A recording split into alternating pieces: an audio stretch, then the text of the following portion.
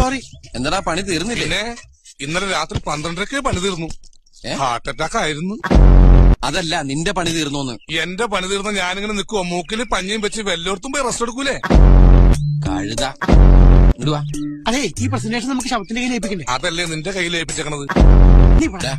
Body എവിടെ?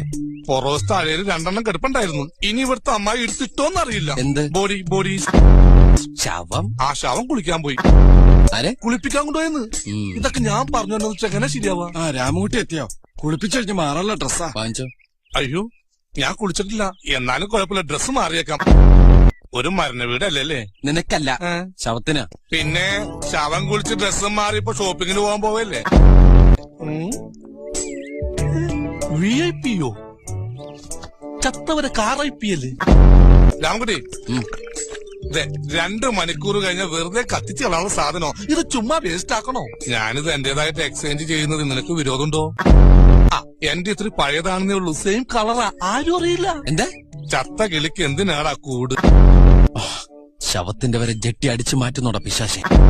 ഇതാദ്യമായിട്ടൊന്നുമല്ല. ഞാൻ എന്നീ പണി തുടങ്ങി അന്ന് മുതൽ ഒരാത്മാവിനെയും ജെട്ടിട്ട് പോകാൻ അനുവദിച്ചിട്ടില്ല, ഇനി അനുവദിക്കുകയില്ല.